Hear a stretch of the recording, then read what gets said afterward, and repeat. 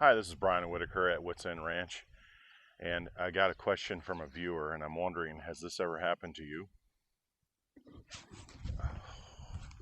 And my guess is if you roped long enough and you feed your slack, this has happened. Everything's lying out, you feed, and you lose that.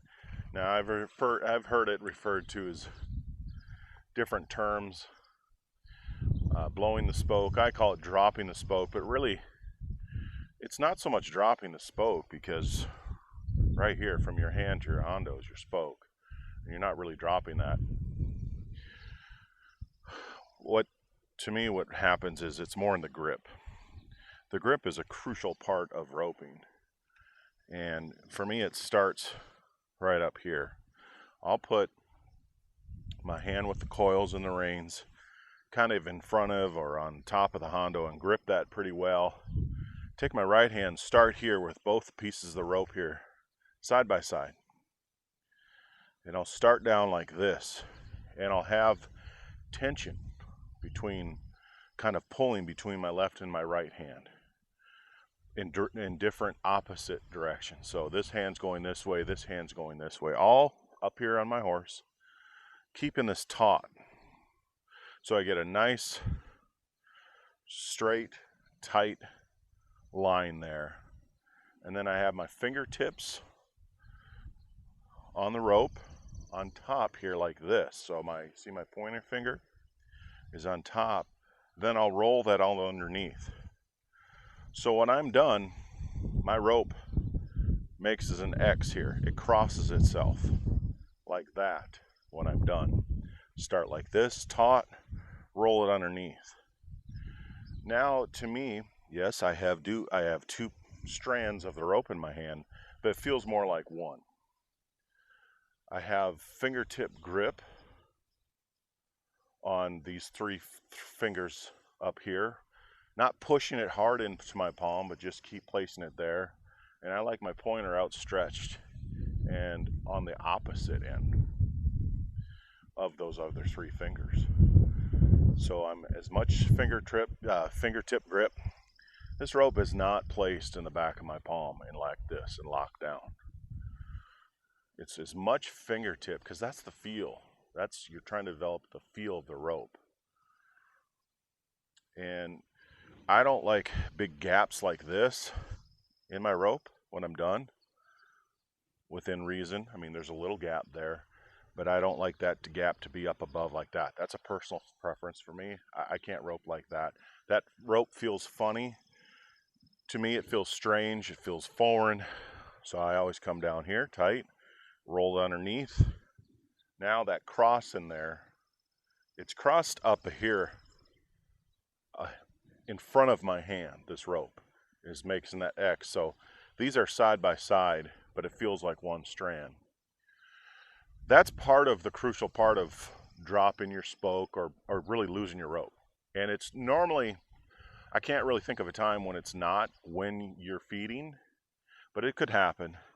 And so that's the other side of this is it's if you're changing your swing. So in other words, if this is my swing without feeding, you really shouldn't be able to see a much change in my swing when I feed. But I see a lot of people, what I call, put a lot of torque on that first swing in order just to feed. And they'll turn their hand one way or another. And what that does is it changes the angle, changes the position, it changes the feel of your hand.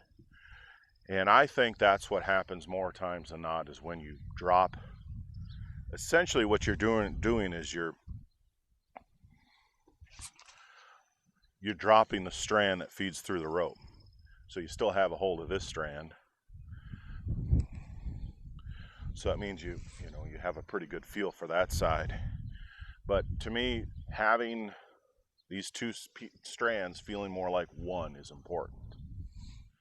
I want to talk more in depth about the feeding aspect of dropping that strand.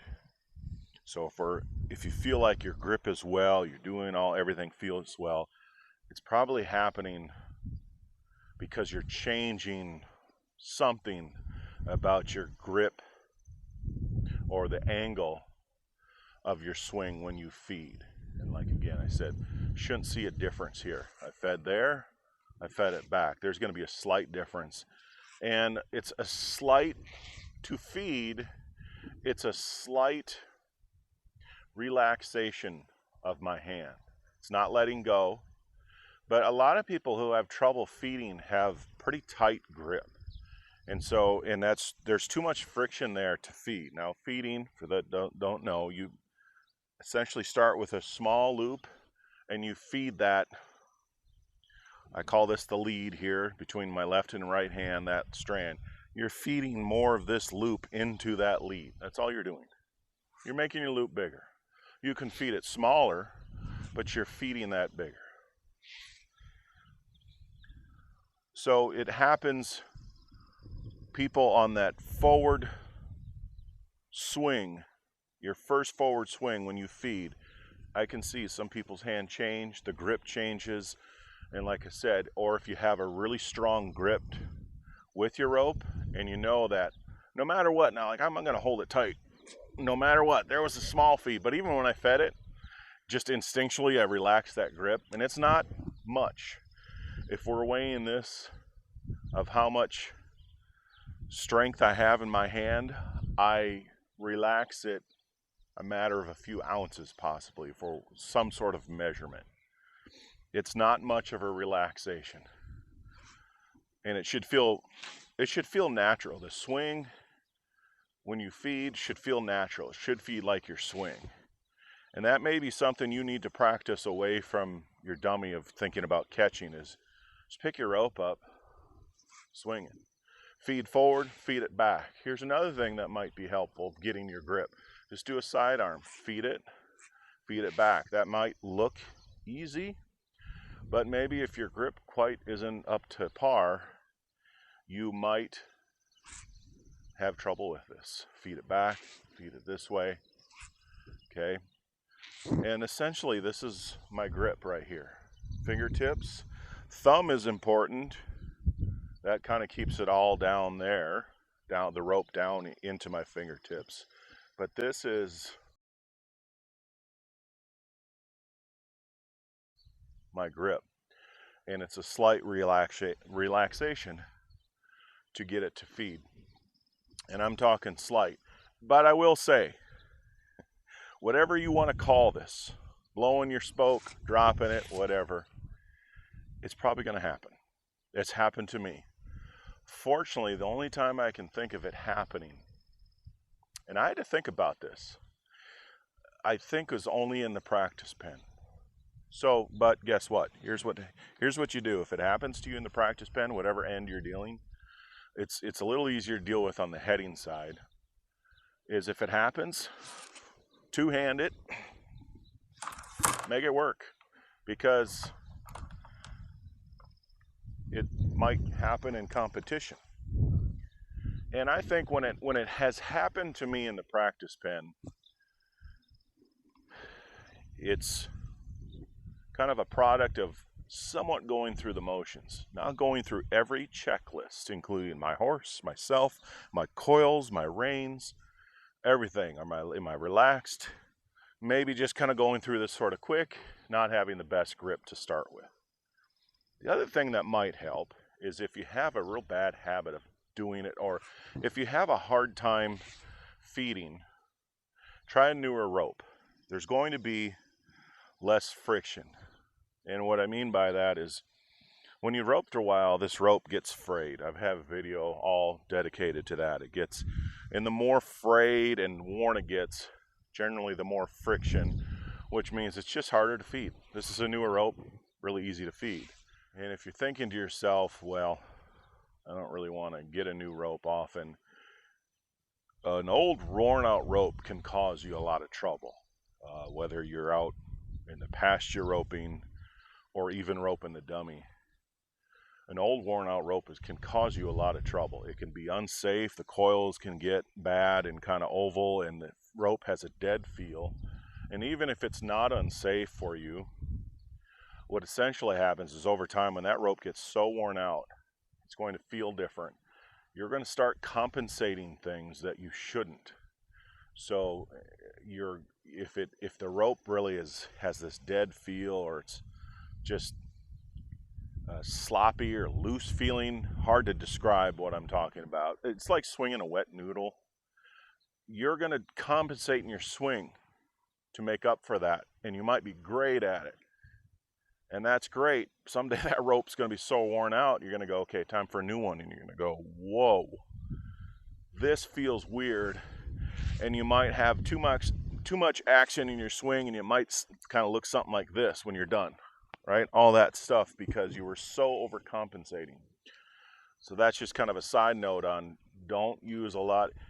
It's okay to use a worn out rope a little bit to practice dummy here and there, but make sure on a regular basis you pull out a newer rope. And I'll have different ones in my rope bag.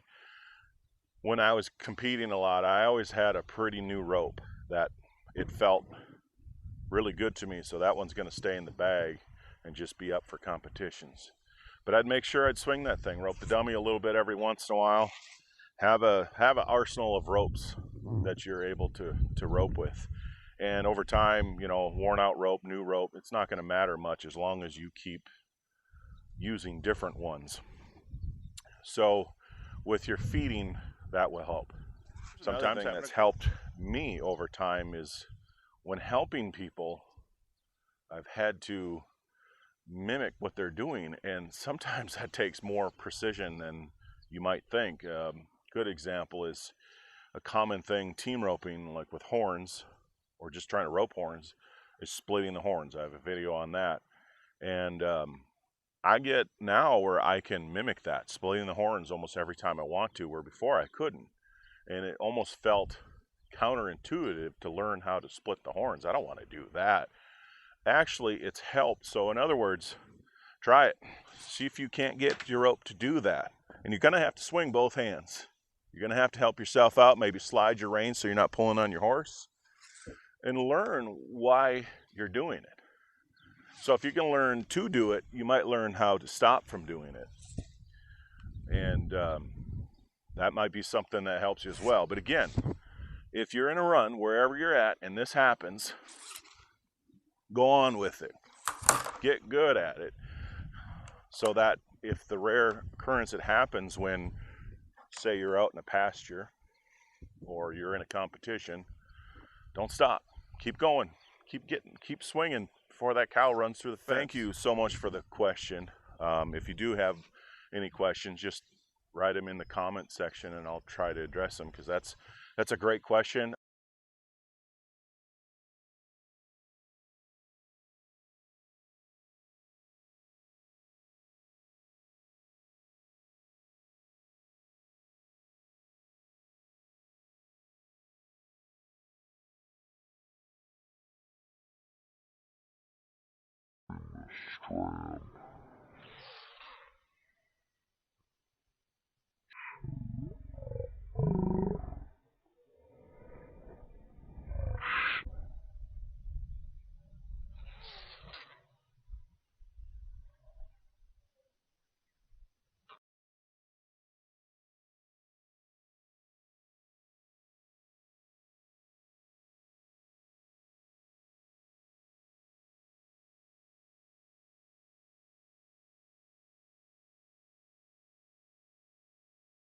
So it's a great question, not something I would have thought about, because it's not something I see a lot, but it is part of roping.